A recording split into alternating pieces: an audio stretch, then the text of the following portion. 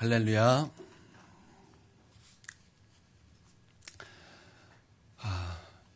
반갑습니다. 여러분, 이 시간 잠깐 활짝 한번 웃어주시길 바랍니다. 한 번씩 웃어주세요. 그리고 옆에 사람하고 한 번씩 웃어주시고, 여러분 어깨에 좀 긴장도 푸시고, 좀 주물러도 주시고, 안마도 잠깐 하시고요. 목도 좀 푸시고요. 뻐근하시죠? 고개도 좀 들려주시고요. 예, 좀 풀리셨나요? 저는 설교 시작하기 전이 가장 겁이 나요. 그냥 설교를 시작하면 이제 딱 되는데, 설교를 시작하기 전에가 지금 긴장이 돼요. 떨리고, 원고도 보이지도 않고. 예, 우리가 지금 말씀을 사도행전을 계속 이어가고 있죠. 여러분, 사도행전에서 중요한 것은 사도행전의 강의를 듣는 것이 아니에요. 강의를 배우는 것이 아니에요. 여러분이 99%를 이해한다 할지라도 이 사도행전에 나타난 이 성령의 강림 사건이 없다면 여러분 99%를 이해했어도 그것은 이해하지 못한 것입니다. 여러분, 우리는 이 사도행전의 역사와 우리는 함께 가야 되는 것입니다. 성령이 바람과 같이 임하시고 하나님의 생기가 우리 가운데 부어진 이 사건이 우리도 경험해야 되는 것이요. 성령의 불로 각 사람에게 임한 사건, 그리고 그 마음이 뜨거워 견딜 수 없어서 성령이 나를 지배하시고 통치하셔서 나는 하나님께서 말하게 하심을 따라 나가서 외쳤던 그 뜨거움, 우리도 그것 경험해야 되는 거예요. 또한 이 사도행전에 나타난 수많은 놀라운 역사, 우리 함께 가야 되는 것입니다. 여러분, 그럴 때 사도행전이 우리 가운데 활짝 열리게 될 것이고 우리 교회는 사도행전적인 그런 교회가 될 것입니다. 이게 중요한 거예요. 아무리 그것을 강의를 듣는다 할지라도, 아무리 그것에 대해서 설교를 듣는다 할지라도 여러분, 우리가 같은 경험이 없다면 우리는 이해하지 못한 거예요. 여러분, 나는 이런 경험이 우리 가운데 있게 되길 바랍니다. 여러분, 이것은 어떠한 절정의 순간에 그걸 말한 것이 아니에요. 여러분, 이 절정의 순간 같지 않나요? 이 사도행전 2장 부분은 클라이막스 같지 않나요? 그 하나님이, 이게 원래 사실 원어로 보면 하나님께 바람같이 임하셨다는 그게 아니라 우랑하고 임했다는 거예요. 그 하나님의 그 강림 사건. 여러분, 이것은 어떠한 클라이막스가 아니라 그것은 시작이에요. 그것은 시작이라고요. 여러분, 이런 시작이 우리도 함께 시작되길 바랍니다. 성령의 사로잡힘의 역사가 우리 가운데도 있게 되길 주님의 이름으로 축원드립니다. 성령을 사모하던 제자들에게 오순절에 드디어 마침내 성령이 강림하셨습니다. 여러분, 그렇습니다. 여러분, 성령은 사모하는 사람에게 임하는 것입니다. 여러분, 성령을 사모하시길 바랍니다. 성령을 구하시길 바랍니다. 성령을 찾으시길 바랍니다. 여러분, 문을 두드리시길 바랍니다. 그러면 여러분을 얻게 될 것이요, 찾아낼 것이요, 문을 열고 성령님을 분명히 만나게 될 것입니다. 여러분에게 그런 놀라운 역사가 열릴 것입니다. 할렐루야. 여러분, 우리는 그냥 예배를 우리가 원하는 것이 아니에요. 우리는 단순히 말씀을 듣는다 그래서 우리가 변화되는 것이 아니에요. 우리가 그냥 단순히 기도한다 그래서 성령님의 권능이 우리 가운데 임하는 것이 아니에요. 우리는 그것을 통해서 성령을 만나야 되는 것입니다. 성령이 함께 하지 않는 설교, 여러분, 그것은 그냥 껍데기예요. 성령이 함께 하시지 않는 예배, 여러분, 그것은 어떠한 그냥 형식뿐이에요. 성령이 함께 하지 않는 그런 기도는 그냥 공허한, 그냥 울리는 꽹과리 같은 거예요. 여러분, 우리에게 필요한 것은 성령입니다. 우리 가운데 함께 계셔야 될 분은 성령인 것입니다. 성령님이 계시지 않는다면 아무리 설교를 듣는다 할지라도, 아무리 예배를 듣는다 할지라도 여러분, 허무할 뿐이에요. 왜냐하면 그곳에 성령님이 계시지 않기 때문에, 그곳에 성령이, 하나님이 계시지 않기 때문에. 여러분, 우리 가운데 정말 필요한 것은 성령 하나님이신 줄 믿으시길 바랍니다. 예, 성령은 기도하던 사모하던 제자들에게 바람과 같은 소리로 임하셨고 그것을 가득 채웠고 하나님의 생기와 생명으로 충만하게 하셨습니다. 또한 성령님은 불로 나타나셔서 각 사람에게 임하셨습니다. 그리고 성령은 제자들에게 충만히 임재하셨고 그들을 지배하셨고 그들을 다스리시고 통치하시고 이제는 성령의 말하게 하심을 따라서 그들은 각기 다른 언어들로 말하기 시작하였다라는 것입니다. 방언으로 말했다라는 것입니다. 여러분, 성령을 받고 가장 먼저 나타난 기적은 방언이었다라는 것입니다. 나는 우리도 방언 다 받게 되길 주님의 이름으로 축원드립니다. 이런 현상들, 이런 은사들, 여러분 이런 것을 받는 것에 대해서 여러분 마음을 닫지 않게 되길 바랍니다. 이런 것에서 여러분의 그 마음을 터부시하지 않게 되길 바랍니다. 그것을 사모하고 원하시길 바랍니다. 여러분, 성경에서 뭐라고 기록하였습니까? 그런 은사들을 사모해야 된다 그랬어요. 이런 신령한 것들을 너희는 사모해야 된다 그랬어요. 여러분, 성경은 사모하라 그랬지 터부시하라고 그런 말이 없다라는 것입니다. 여러분, 그런 것을 터부시한다라는 것은 성경적인 것이 아니에요. 그런 것을 터부시하는 것은 성경적이 아니라는 것입니다. 성경은 오히려 그것을 받아야 된다고 말씀하고 있고 그것을 구해야 된다고 말씀하고 있고 그것을 사모해야 된다고 말씀하고 있다는 것입니다. 예, 제자들에게 가장 먼저 나타난 현상과 가장 먼저 나타난 기적은 여러분 다른 언어들로 말하기 시작하였다라는 것입니다. 그런데 그 소리가 얼마나 컸던지 여러분 그 예루살렘에 있던 그 수많은 전 세계로 이렇게 있던 사람들이 디아스포라의 유대인들이 그 예루살렘에 다 모였는데 그 소리가 얼마나 시끄럽던지 그 사람들이 다 그 현장에 모여 들었다라는 것입니다. 그런데 놀라운 것은 그들은 분명히 갈릴리인이요. 그들은 분명히 다른 언어를 배운 적이 없는데 그들은 모두 다 그 각 세계의 언어들로 그 사람들이 다 들렸다라는 것입니다. 어떠한 단어가 들렸다라는 것이 아니에요. 어떠한 그냥 자기 말에 있는 어떠한 단어들이 들렸다는 것이 아니라 아주 놀라운 하나님의 큰 일들이 그들의 귀에 자기 나라의 언어로 들렸다는 것입니다. 그러니까 그들의 언어로 들었다는 거예요. 그 사건을 목격했던 사람들은 혼돈에 빠졌습니다. 그 사건은 부인할 수 없지만 받아들이기 힘든 아주 난감하고 어려운 사건이었다라는 거예요. 그리고 그런 사건들이 지금 눈앞에 펼쳐져 있다라는 것입니다. 그러나 그것을 믿던지 안 믿던지 상관없이 여러분 성령으로 일어난 기적이었다라는 거예요. 여러분, 그러나 이것은 참 놀라운 것입니다. 이것은 먼저 첫 번째로는 하나님께서 우리 가운데 주신 바벨탑 사건의 회복이라는 것입니다.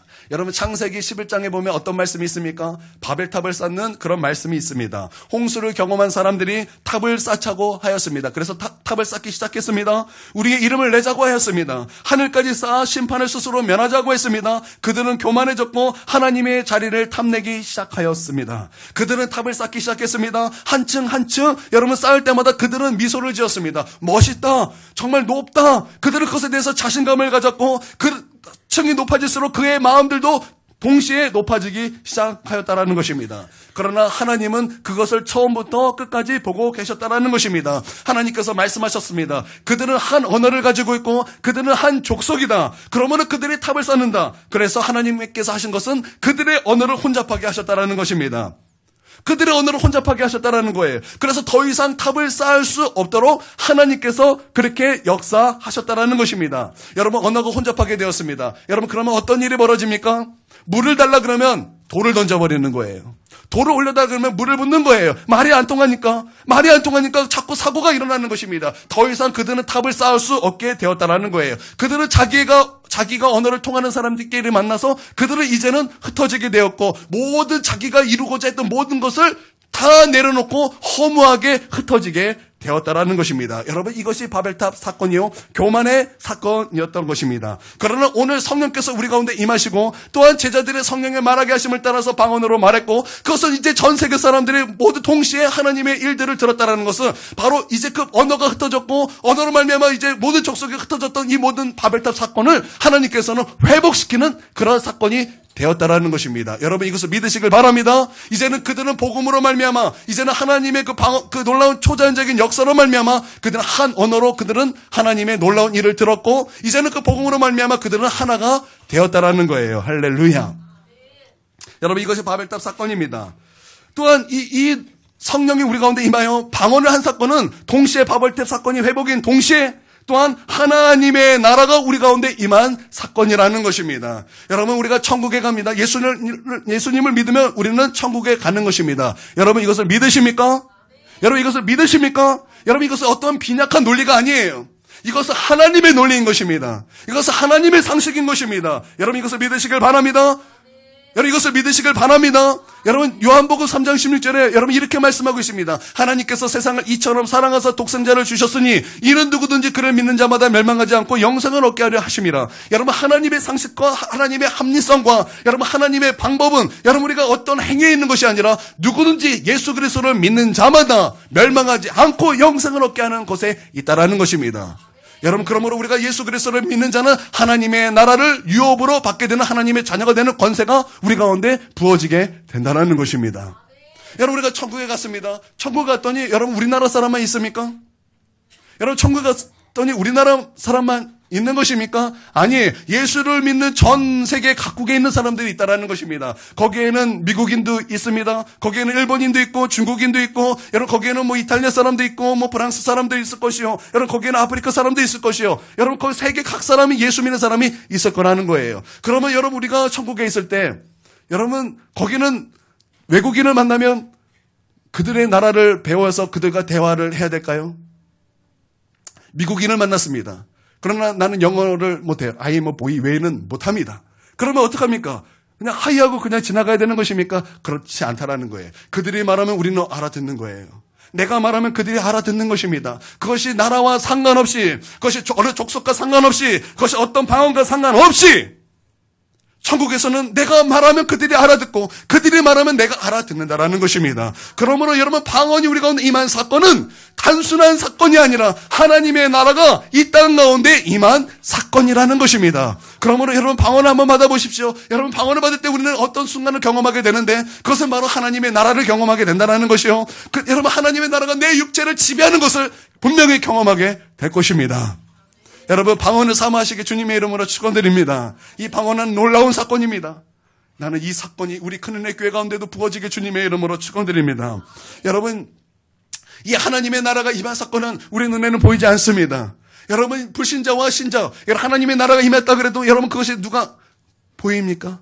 여러분 사람들이 그것을 뭐 확인할 수 있는 것입니까? 아니 그렇지 않다라는 거예요. 우리 눈에 보이지 않지만 그것은 분명히 생명의 사건이라는 것입니다. 여러분 이것을 믿으시길 바랍니다. 계란에는 유정란과 무정란이 있죠. 암탉 혼자 낳은 것이 있고 수탉과 함께 관계해서 낳은 달걀이 있다라는 것입니다. 여러분 유정란과 무정란은 겉으로 보면 아무런 차이가 없습니다. 그것을 깨도 차이가 없어요. 몰라요. 여러분 그것을 먹어보아도 모릅니다. 여러분 그것을 풀어서 계란 후라이를 한다고 그래도 여러분 그것을 알지 못하라는 거예요. 뭐 유정란은 뭐 달걀이 뭐 3개고 무정란은 뭐 달걀이 하나 이런 게 아니라는 거예요. 깨도 모르고 맛봐도 모른다라는 것입니다. 그런데 분명히 다르다라는 것입니다. 암탉의 품에 들어가면 알게 되는 거예요. 암탉의 품에 들어가면 이것이 유정란인지 이것이 무정란인지 분명히 알게 된다라는 것입니다. 일정한 시간이 지나면 하나는 썩어버리지만 하나는 병아리가 되는 거예요. 마찬가지로 하나님의 나라가 임한 사건은 그냥 어떠한 사건이 아니라 우리 그 바벨탑의 그 허무한 사건을 하나님의 생명의 사건으로 변화시키는 여러분 그런 놀라운 사건이라는 것입니다. 생명의 사건이라는 것입니다. 나는 이 생명의 사건이 우리 큰은혜 교회에 충만하게 되길 주님의 이름으로 축원드립니다. 모든 사람들이 이 사건을 눈으로 보았고 당황스러워했습니다. 아주 당혹스러워했어요.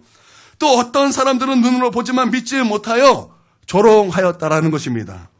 저들이 술 취했다라는 거예요. 지금 저들이 술 취해서 외국어를 하고 있다라는 거예요. 술 취해서 영어를 할 수 있다면 얼마나 좋겠습니까? 술 한 잔을 탁 하면 영어가 술술 나와요. 여러분 그러면 얼마나 좋을까? 여러분 그런데 그게 아니에요. 여러분 왜 조롱합니까? 그것은 뭘 몰라서 그래요. 여러분 우리를 조롱하는 사람들이 있습니다. 우리를 조롱하는 사람들이 분명히 있다는 거예요. 근데 여러분 그들을 잘 보십시오. 여러분 그들은 뭘 모르기 때문에 우리를 조롱한다는 거예요. 너 왜 이렇게 기도 소리가 크냐라는 거예요. 뭘 몰라서 그러는 거죠. 왜 매일 교회 가냐라는 것입니다. 왜 너는 전도하냐라는 거. 나는 듣기 싫은데 왜 너는 전도하냐라는 거예요. 뭘 모르기 때문에 그러는 거죠. 왜 11조 하냐? 왜 주일 성수하냐? 여러분 그런 말들을 우리 가운데 얼마나 우리가 많이 들으며 우리가 얼마나 많이 조롱합니까? 여러분 특히 여러분 우리 직장 생활 하시는 분들은 여러분 이런 말을 반드시 듣게 될 것입니다. 회식 자리에 있어요. 그러면서 근데 우리는 예수 그리스도를 믿는 자들은 술을 먹지 않습니다. 그래서 사람들이 조롱하는 거예요. 왜 너는 술을 먹지 않냐? 야 사람들은 다 먹는데 너는 왜 그러냐? 왜 너는 이렇게 유별나게 너는 예수님을 믿냐? 그냥 마시면서 예수님 믿어도 뭐 그게 무슨 상관이냐? 뭘 몰라서 하는 얘기죠. 여러분, 사람들이 뭘 모르면 조롱하는 것입니다. 나는 이런 조롱 소리가 우리 가운데 들린다 할지라도 나는 이것에 대해서 충동받지 아니하며 하나님께 기뻐하며 영광드리며 찬양드리고 주님의 이름으로 축원드립니다.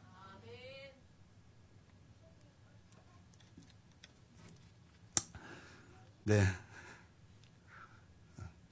절지 마세요.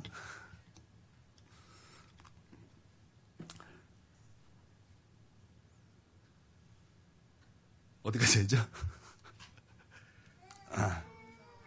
예.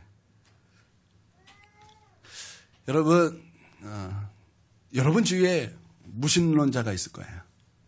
여러분 주위에는 안티들이 있을 거예요. 그들은 여러분을 가만 놔두지 않을 것입니다. 여러분을 조롱할 것입니다. 여러분의 어떤 믿음 생활을 조롱할 것입니다. 여러분, 그때 여러분 낙심하지 마십시오. 여러분, 그것에 충동받지 마십시오. 여러분, 성경은 기뻐하라 그랬어요. 내가 무엇이길래 내가 예수 그리스도를 위하여 이렇게 조롱을 받는구나. 여러분, 기뻐하고 즐거워하시길 주님의 이름으로 축원드립니다. 흥분하지 마세요. 성경은 흥분하라 얘기 안 했어요. 성경은 흥분하라 얘기 안 했어요. 기뻐하라 그랬어요. 너희가 그런 조롱을 당하냐? 너희가 그런 핍박을 당하느냐? 그러면 기뻐하라. 하늘의 상이 큼이라.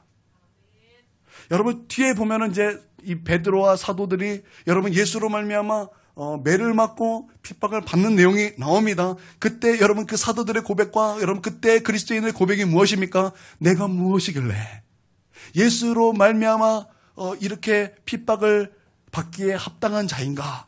하나님을 찬양하고 높였다라는 거예요. 여러분, 나는 이러한 믿음이 있게 되길 바랍니다. 충동하지 마십시오. 사단이 원하는 거예요. 충동하지 마세요.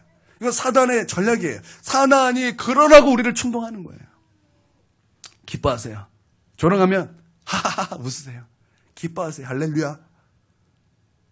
여러분, 나는 그렇게 되길 주님의 이름으로 축원드립니다. 14, 15절 한번 읽어보도록 하겠습니다. 14, 15절 시작.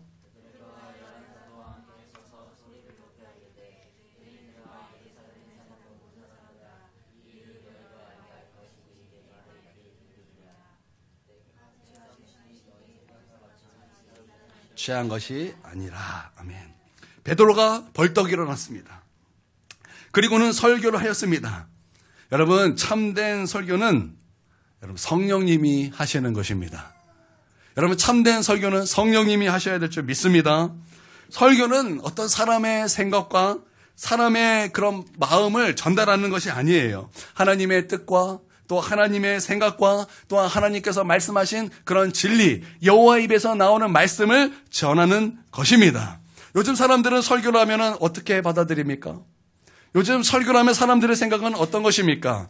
하나님의 말씀으로 듣는 것보다는 잔소리할 때 왜 설교하냐 그러잖아요. 잔소리하면 왜 너 나한테 설교하냐. 그러니까 사람들의 마음속에는 어떤 설교에 대한 어떤 마음이 있다라는 것입니까? 잔소리나 혹은 교훈 정도, 인간의 교훈 정도로 여러분 설교를 이해하고 있다라는 것입니다. 어떤 사람은 또 이렇게 말합니다. 설교 시간에는 너무나 잠이 오기 때문에 불면증 환자가 오면 치유받기 딱 좋다. 여러분, 그런 말들을 설교를 비유해서 그렇게 말하고 있다는 것입니다. 또 어떤 사람은 30분을 넘어서는 안 된다고 이렇게 말하는 사람도 있습니다. 제가 신학교 다닐 때 어떤 교수님이 이렇게 말했어요. 그냥 어떤 강사가 아니라 신학교의 정식 교수였어요. 그 교수가 우리 신대원생들을 데리고 이렇게 말을 했던 것을 제가 듣고 웃었던 기억이 있습니다. 설교는 25분을 해야 된다는 거예요.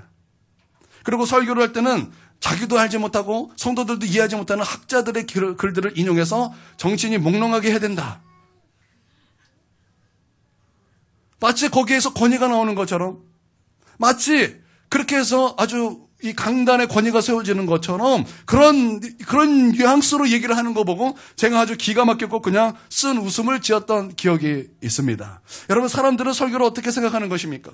여러분, 사람들은 설교를 어떻게 이해하는 것입니까? 나는 우리 모든 성도들, 저와 여러분들이 설교를 대하는 우리의 태도는 그냥 단순히 사람의 교훈과 사람의 지식과 또 어떤 사람의 생각으로 듣는 것이 아니라 하나님의 말씀으로 듣는 그런 태도가 우리 가운데 있게 되고 주님의 이름으로 축원드립니다. 오늘날을 오늘날 교회들을 보십시오. 설교를 들을 때 누가 두렵고 떨림으로 듣습니까? 그러나 여러분, 하나님께서는 우리 가운데 분명히 말씀하시기를 너희는 하나님의 말씀을 두렵고 떨림으로 들으라, 이런 말씀이 있습니다. 너희는, 여러분, 예수님께서 우리가 사단을 이길 때 예수님께서 어떤 말씀으로 이기셨습니까? 여러분, 예수님께서 사단을 이길 때 어떤 말씀으로 이기셨습니까? 사람이 떡으로만 살 것이 아니요 여호와의 입에서 나오는 모든 말씀으로 살 것이니라. 이런 말씀으로 사단을 이겼다라는 것입니다. 여러분, 하나님께서는 우리 가운데 말씀을 하시기를 너희는 이거 먹고 살아야 된다, 이렇게 말씀하신 거예요. 너희는 이 땅에 떡으로만 만족하지 않는다. 인간은 그런 존재가 아니라는 거예요. 인간은 단순히 우리가 눈에 보이는 그 현실 가운데에서 만족하며 사는 그런 존재가 아니라는 거예요. 인간을 하나님께서 영적인 존재로 창조하셨다는 것입니다. 하나님께서는 인간을 창조하실 때 그 코에 하나님의 생기를 넣었기 때문에 여러분, 사람은 반드시 하나님의 생기가 우리 안에 임재하셔야만 만족함을 누리고 기쁨을 누리고 행복함을 누리고 살 수 있다는 것입니다. 하나님께서는 사람을 그렇게 창조하셨기 때문에 단순히 우리가 이 세상의 눈으로 보는 모든 것을 채워줘야 만족함을 누리는 것이 아니라 반드시 우리의 마음속에 하나님이 계셔야만 하는 것이고 하나님의 말씀을 먹고 살아야만 여러분, 사람은 살 수 있다는 거예요. 그런 하나님의 말씀을 우리는 어떻게 받아들이냐, 이 말입니다. 나는 우리 성도들이 우리의 마음속에 정말 하나님의 말씀으로 대하는 태도가 우리 가운데 회복되길 주님의 이름으로 축원드립니다. 그래서 목사는 그냥 설교하면 되는 것이 아니에요. 목사는 성령 충만해야 되는 것입니다. 목사는 성령과 함께해야 되는 것이고 성령의 말하게 하심을 따라 설교해야 된다는 것입니다. 그래서 성도님들은 목회자를 위해서 기도해야 되는 거예요. 만약에 성도님들이 목회자를 위해서 기도하지 않고 목회자를 그냥 욕만 한다면 하나님께서 판단하실 것입니다. 하나님께서 판단하신 거예요. 여러분, 이건 무서운 말입니다. 여러분, 이것은 무서운 말입니다. 여러분, 나는 우리 성도님들이 목회자를 위해서 특별히 더 기도하는, 그래서 여러분, 이 목회자 함께, 우리 모두가 함께 우리 그리스도를 향하여 나아가는 그런 교회가 되어야 될 줄 믿습니다. 예, 성도님들도 마찬가지예요. 여러분, 성도님들도 성령과 함께 해야 되는 것입니다. 성령 충만해야 되는 것입니다. 성령의 임재 안에 살아야 되는 것입니다. 여러분, 이것을 믿으십니까? 여러분, 그러면 흡수력이 달라지는 거예요. 여러분, 그러면 흡수력이 달라지는 거예요. 여러분, 성령의 충만함이 없는 성도들이 가득하면 여러분, 교회는 굉장히 냉랭해집니다. 교회에서 예배가 냉랭해지는 거예요. 기도가 냉랭해지는 거예요. 말씀이 냉랭해지는 거예요. 여러분, 말씀이 선포되면 말씀이 튕겨지는 것입니다. 여러분, 이거 아십니까? 여러분, 강단에 서시는 분들은 좀 이 말을 이해하실 거예요. 여러분, 수업 시간에 수업을 하는데 학생들이 다 자빠져 자고 있어요. 그러면 아무리 얘기하면은 못합니까? 여러분, 그거 말이 어떻게 들어갑니까? 그러면 여러분, 그 말이 튕기는 것을 보이진 않은데 이게 보일 거예요.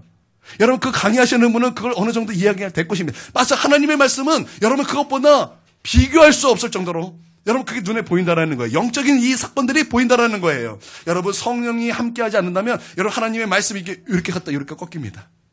말씀이 갔다 이렇게 꺾이는 거예요. 그러나 성령이 우리 가운데 임하시면 여러분 그 흡수력은 달라지는 거예요. 어떻게 말씀 시간에 졸며 여러분 어떻게 말씀 시간에 여러분 다른 생각을 할 수 있겠습니까? 성령이 우리와 함께 계시면 여러분 그렇게 할 수 없다라는 거예요. 여러분, 성령이 우리 가운데 충만해야 될 줄 믿습니다. 그러면 우리는 모든 예배가 달라지게 될 것입니다. 여러분, 믿습니까? 말씀이 달라지게 될 것이요, 기도가 달라지고 예배가 달라지고 우리의 찬양이 달라지게 될 것이요, 우리 가운데 보이지 않았던 그런 영적인 눈들이 우리 가운데 열리며 우리 가운데 아주 충만하고 그 예배의 능력이 부어지는 것을 우리는 경험하게 될 것입니다. 여러분, 이사야 6장에 성전에서 하나님의 영광의 환상을 보게 되었습니다. 그러면 그 하나님의 그 영광이 그 성전에 없다가 그날만 특별하게 임하여 엘리사에게 보인 것입니까?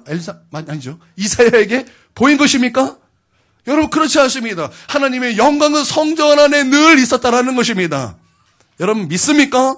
우리가 성령님과 동행하고 성령님이 우리 함께 임재하시면 바로 그런 영적인 눈이 우리 가운데 열리게 될 것입니다. 그리고 이 가운데 냉랭하다고 느껴졌던 이 하나님의 성전에서 성령님을 내가 만나지 못했다고 생각했던 그런 생각들이 부서지고 우리의 영의 눈이 열리고 믿음의 눈이 열려서 지금 이곳에 성령이 가득하고 이곳에 빈틈없이 성령이 운행하고 계시다라는 것을 여러분, 우리는 맛보게 될 것입니다. 여러분, 내가 하나님을 믿는다라는 것과 내가 하나님을 만났다라는 것은 다른 거죠.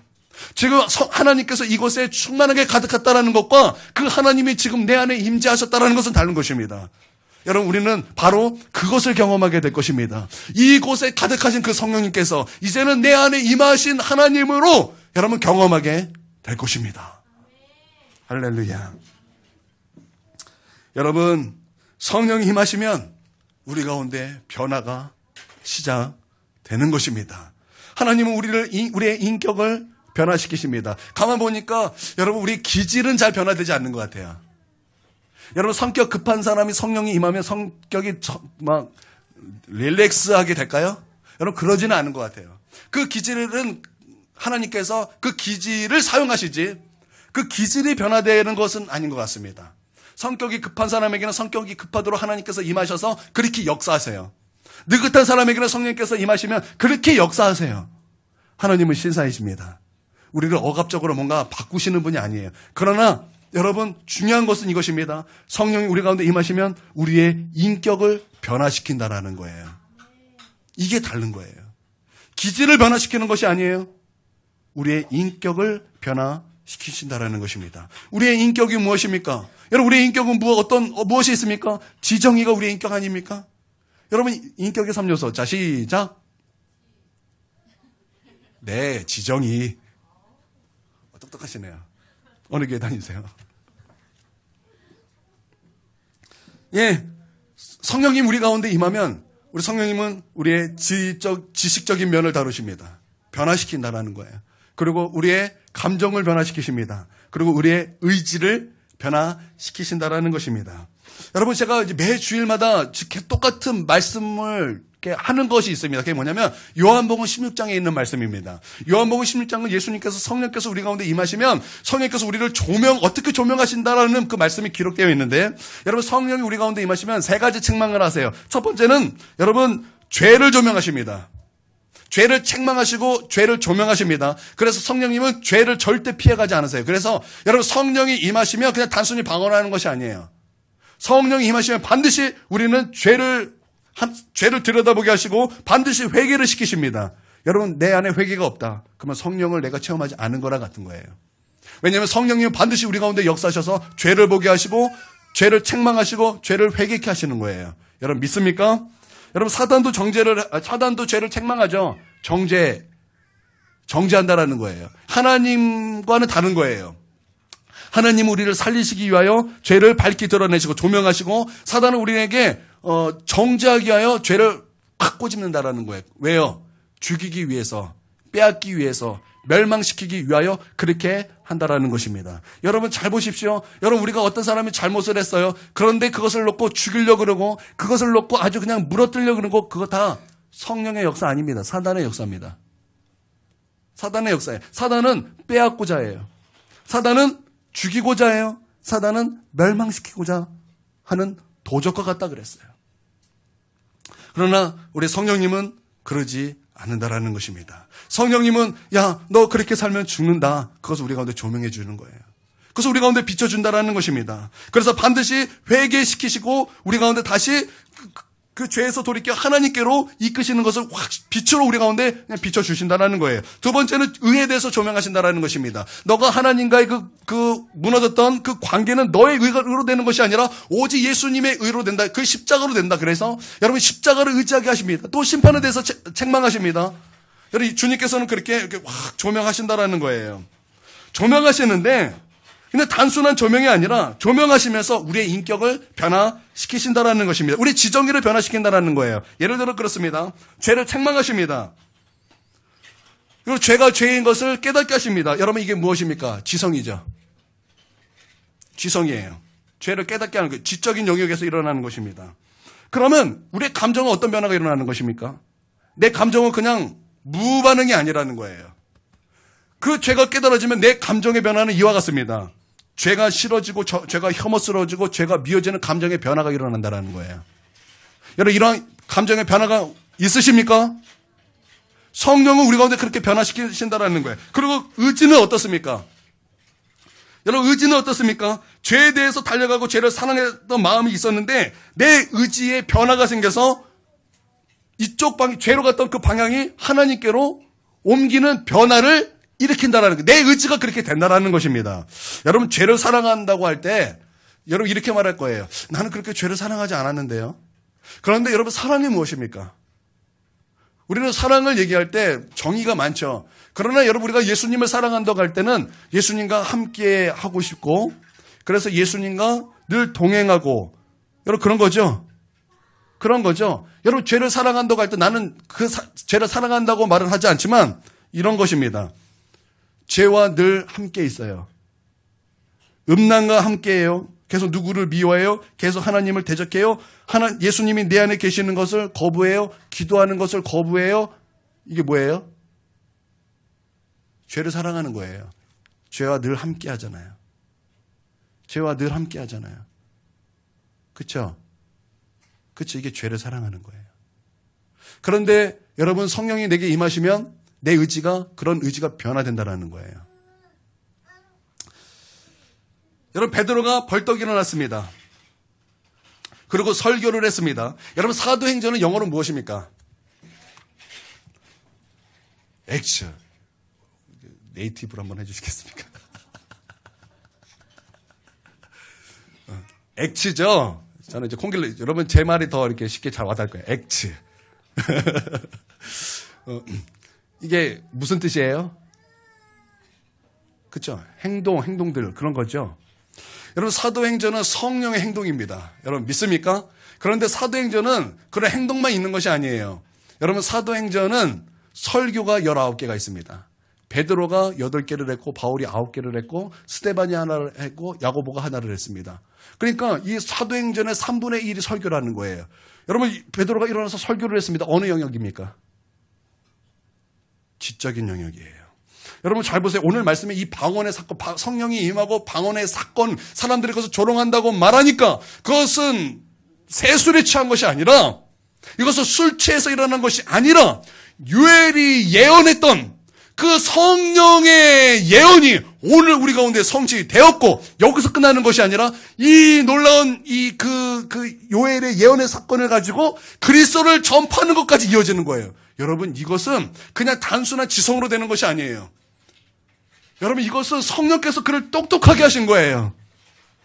성령께서 여러분 그를 똑똑하게 하셔. 그러니까 성령이 임하면 사람이 똑똑해집니다. 여러분 사람들이 베드로를 향해서 뭐라 그랬습니까? 학문 없는 범인이라고 성경에 기록하고 있잖아요. 사람들이 그러면서 놀래잖아요. 그런 그가 어떻게 저렇게 말을 잘하냐라는 거예요. 어떻게 그가 이런 놀라운 논지를 우리 가운데 제시하냐 이거예요. 어떻게 그가 성경을 그렇게 많이 하냐? 어떻게 그 성경 말씀을 인용해서 이 현상과 이 사건을 그렇게 해석할 수 있느냐? 여러분 이게 어떤 사건입니까? 성령께서 베드로의 지성에 임하셨다라는 거예요. 그 지성을 변화시키셨다라는 것입니다. 똑똑하게 했다라는 여러분 성령이 임하면 사람은 똑똑해집니다. 그래서 여러분 성경에 이런 말씀이 있어요. 여러분 지식의 근본, 지혜의 근본은 어떤 것입니까? 여호와를 경외하는 것입니다. 여호와를 경외하는 것입니다. 여러분 이것을 믿습니까? 예. 가장 큰 지혜가 우리 가운데 부어지는 거예요. 성령이 임하시면 가장 큰 지혜가 우리 가운데 부어지고 여러분 그 근본이 지식의 근본이요 지혜의 근본이요 명철의 근본이 우리 가운데 부어지게 되는 거예요. 할렐루야. 그리고 베드로가 서서 소리 높여 설교했다 이렇게 기록되어 있습니다. 여러분 서서 소리 높여 설교했다. 여러분 여기에는 감정이 없을까요? 여러분 여기에는 감정이 없을까요? 아니요. 여러분 서서 소리 높여 설교했다는 것은 그 마음속에 뜨거움이 있었다는 거예요. 그 마음속에 뜨거움이 있었다는 거예요. 그 마음에 눈물이 있었다는 거예요. 그 마음에 감격이 있었다는 것입니다. 여러분 이건 감정의 영역이요. 감정의 변화라는 것입니다. 여러분 머리로만 이해하고 받아들이는 것을 뭐라고 말합니까? 사변적이다 그러는 거예요. 그래서 우리의 믿음이 사변적이면 어떤 믿음이라는 것입니까? 죽은 믿음이라는 것입니다. 거짓된 믿음이요. 그것도 그런 믿음은 귀신들도 가지고 있는 믿음이라 성경은 그렇게 기록하고 있다는 거예요. 여러분 나는 우리 성도들의 사변적인 믿음이 되지 않게 되게 주님의 이름으로 축원드립니다. 내 마음은 냉랭하지만 내 머리로는 교리로는 완벽하다. 여러분 그러지 않게 되게 주님의 이름으로 축원드립니다. 여러분 잘못된 거예요. 내 머리로만 성령은 내 머리만 만지시는 분이 아니에요. 내 지적인 영역만 변화를 시키시는 분이 아니라는 것입니다. 여러분 성령이 임하시면 내 인격이 변화되는 것입니다. 머리에 있던, 내 머리로 깨달았던 것이 이제는 마음으로 임하는 것입니다. 내 마음으로 임해서 그것이 뜨거워지는 거예요. 거기에 감격이 나오는 거예요. 거기에 감사가 나오는 거예요. 거기에 눈물이 나오게 된다는 것입니다. 여러분 이것을 믿습니까? 여러분 기도할 때 눈물이 없는 사람은 믿음을 점검해야 돼요. 내가 하나님을 찾고 하나님의 인재를 내가 주님에 붙잡고 나아갈 때 내 눈물이 없고 내 마음속에 감격이 일어나지도 않고 내 마음속에 어떠한 그 감정의 요동도 없다면 그건 사변적인 믿음이에요. 성경에서 말하는 거짓된 믿음일 수 있다는 것입니다. 여러분 성령이 우리 가운데 임하시면 진리와 함께 내 마음도 진리와 함께 뜨거워지는 거예요. 감정의 변화가 일어나게 된다는 것입니다. 여러분 믿습니까? 여러분 믿습니까? 여러분 성령님은 지성뿐만 아니라 감성도 변화시키는 분인 것을 여러분 믿으시길 바랍니다. 또한 이제는 베드로가 설교를 할 때 그냥 베드로만 쓴 것이 아니에요. 이 말씀을 보면은 베드로가 섰고 함께 11제자가 그 뒤에 함께 섰다라는 것입니다. 여러분 우리가 여기서 알아야 될 것이 있습니다. 여러분이 성령을 받기 전에 여러분 예수님의 제자들은 십자가 바로 전에 어떤 사건이 있었냐면 이제 예수님께서 왕이 되시면 내가 우의정 내가 좌의정 그러면서 엄마를 동원해서 함께 제자들과 다퉜던 그런 장면이 나옵니다. 목사님 처음 들어보는데요 하는 그런 눈빛이에요. 아니요 성경에 분명히 나옵니다. 그랬던 제자들이에요. 자기의 이익과 그리고 내가 예수님을 따라다니는 그 목적이 단순히 하나님의 나라에 있지 않고 그들의 그런 세상적인 욕심에 있었다라는 것을 우리가 분명히 알 수 있다라는 것입니다. 그랬던 그런 제자들의 성령이 임하였습니다. 성령이 임했더니 이런 변화가 나타났다라는 거예요. 지성이 변화됐어요. 감성이 변화됐어요. 그리고 내 마음이 세상으로 있던 나의 마음의 의지가 이제는 어떻게 된 거예요? 돌아서서 하나님의 사건에 의지가 변화되었다라는 것입니다. 나는 우리의 의지도 변화되길 주님의 이름으로 축원드립니다. 여러분 의지, 자유의지라 그러죠.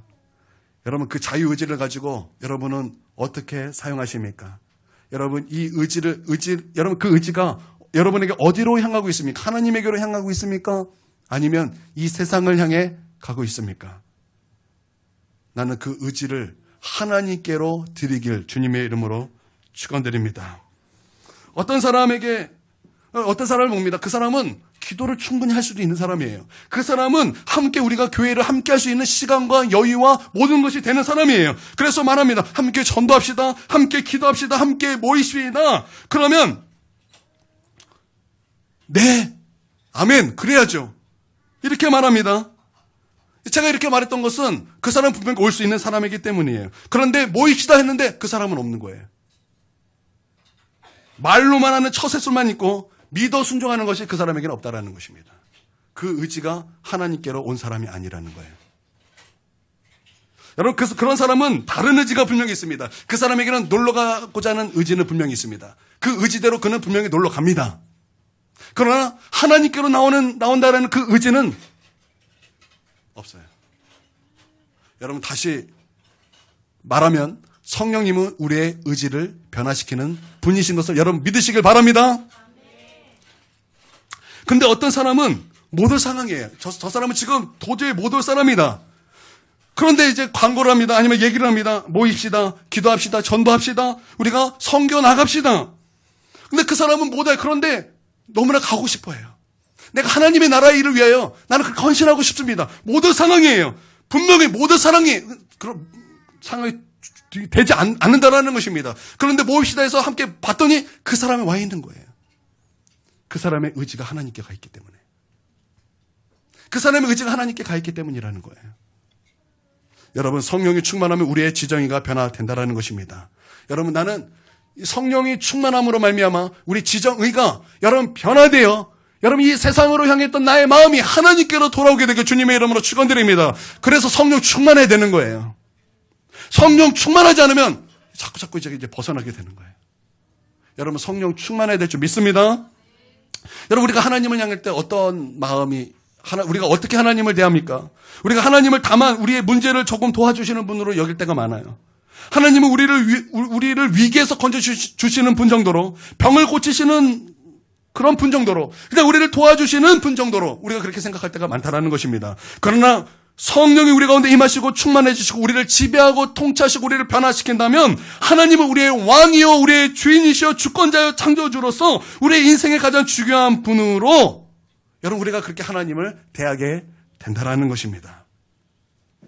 여러분 나는 우리 하나님이 그냥 단순히 나를 도와주시는 분 정도로 하나님을 이해하는 것이 아니라 하나님이 나의 주권자로서, 하나님이 나를 지배하고 통치하는 분으로서, 하나님이 나의 임금과 나를 다스리는 분으로서 그렇게 하나님을 대하는 저와 여러분이 되고 주님의 이름으로 축원드립니다. 여러분 이 17절하고 21절에 그거 말씀을 우리 가운데 분명히 증거하고 있다는 것입니다. 시간이 없으니까 제가 빨리빨리 진행하도록 하겠습니다. 여러분 17절부터는 21절은 여러분 베드로가 무엇을 예언한 그 요엘의 말씀을 가지고 이 현상을 말씀으로 해석한 거죠. 그래서 이 사건은 뭐냐, 요엘이 말한 대로 이런 말씀이에요. 영을 만민에게 부어진다라는 거. 말세에 하나님의 영을 만민에게 부어주어 어떤 현상이 나타납니까? 자녀들은 예언할 것이요, 젊은이들은 환상을 볼 것이요, 너의 늙은이는 꿈을 꾸리라. 누구든지 주의 이름을 부르는 자는 구원을 얻으리라. 여러분 이 성령의 사건은 구원의 사건이요. 뿐만 아니라 여러분 그 자녀들은 예언하고 젊은이들은 환상을 보고 노인들은 꿈을 꾸는 그런 사건, 요엘이 예언한 사건이 오늘 우리 가운데 성취되었다라는 것입니다. 예, 여러분 성령이 임하면 그렇게 변화되는 것입니다. 여러분 믿습니까? 여러분 우리 자녀들, 우리 어른들 자녀들 다 키워보셨으니까 잘 아실 거예요.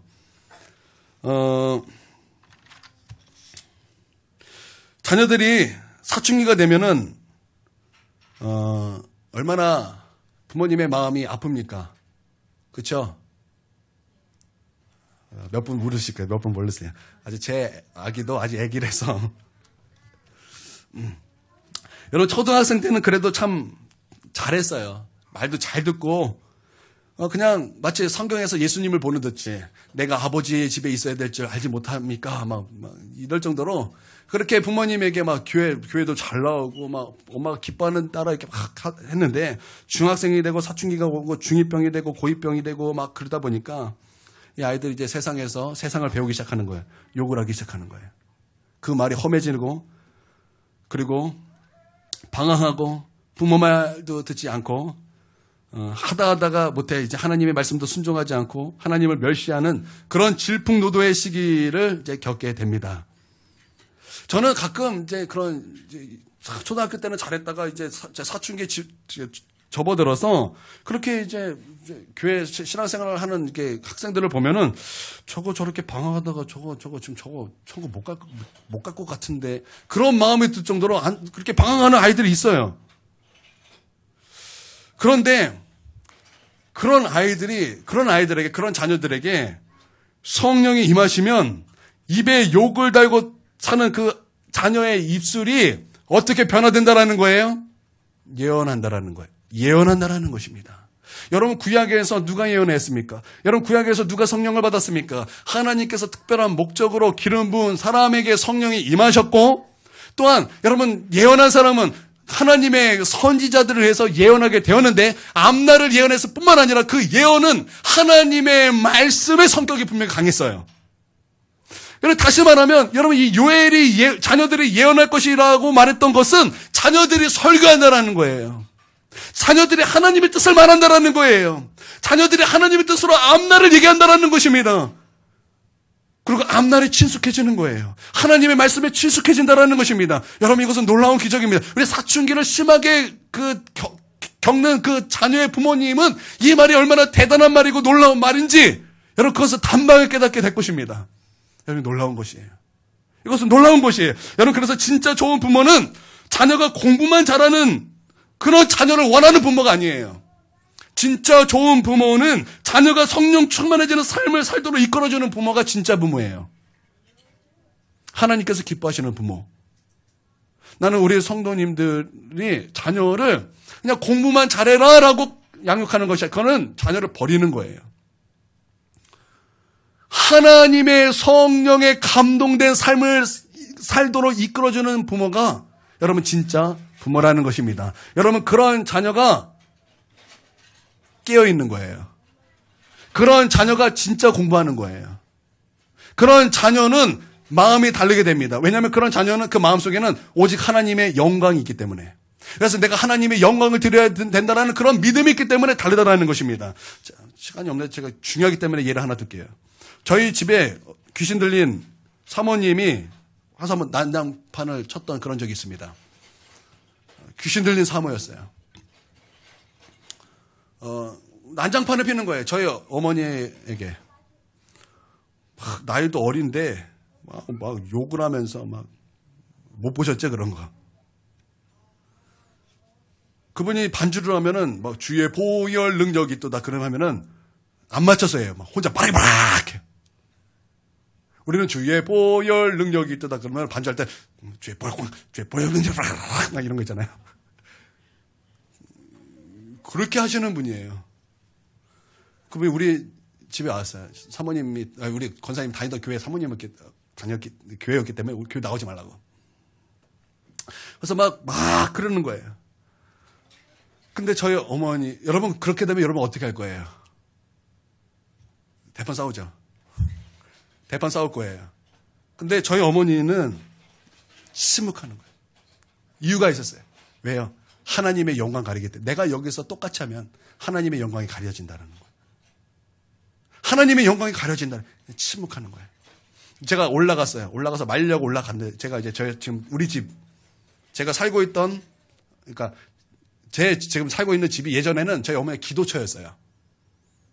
그래서 거기에서 이제 기도를 많이 하셨고 그랬는데, 거기서 이제 그런 일이 있어가지고 제가 이제 말려고 올라갔는데 저를 이렇게 보더니 엄마 닮아서 성깔 있네 막. 하여튼 그랬어요. 내가 뭘 했다고.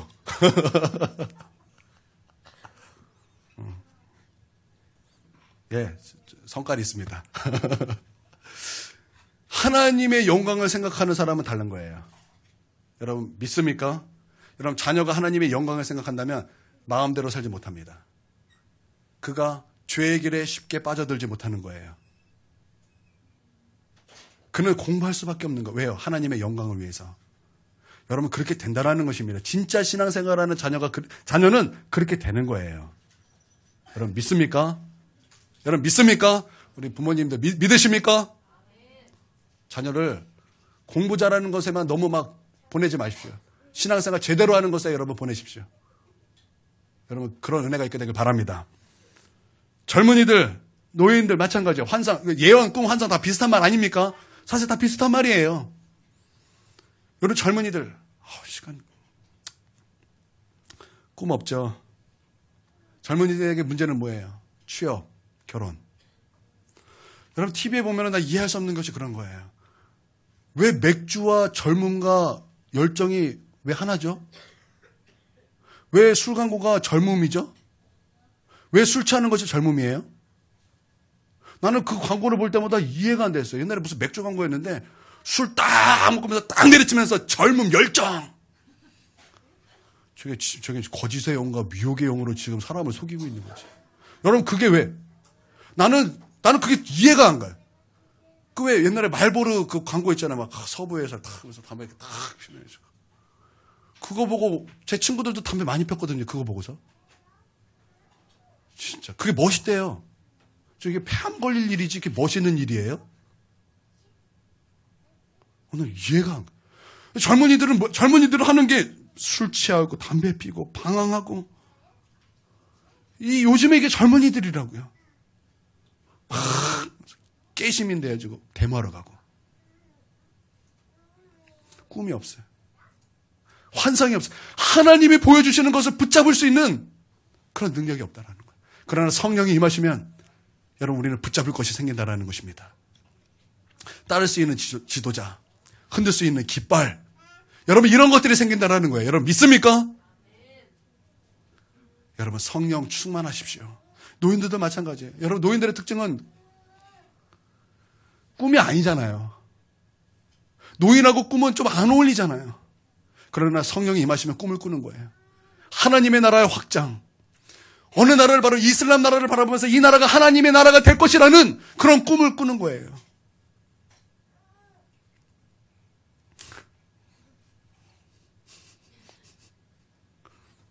자, 하원이가 저렇게 막 웃고 있어요. 계속 이렇게 웃고 있어요.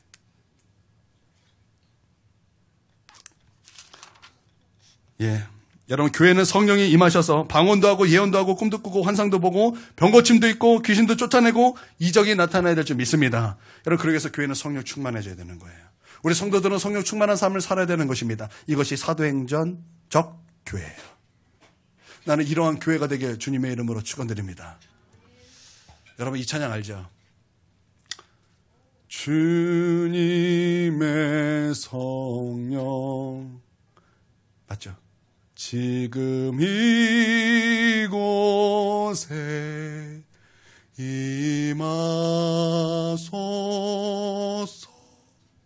너무 높아요. 반주 한번 해주세요. 오늘 찬양하면서 예배 마치겠습니다. 주님의 성령 C조로 해주세요. C, F, G밖에 안 나오니까 그냥 쳐도 될 것 같은데.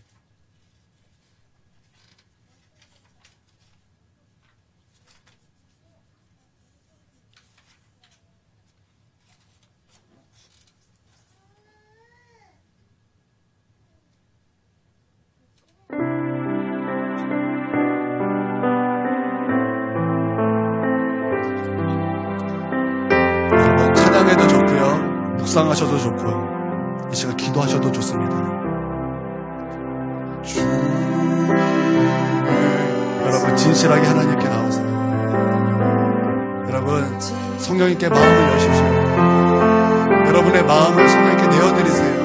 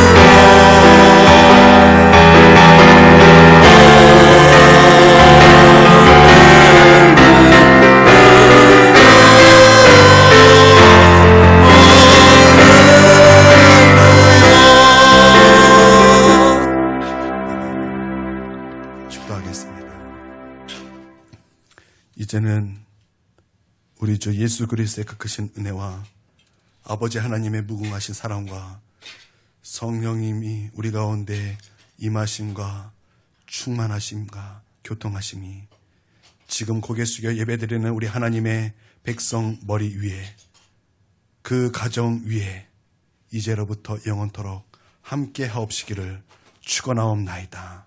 아멘.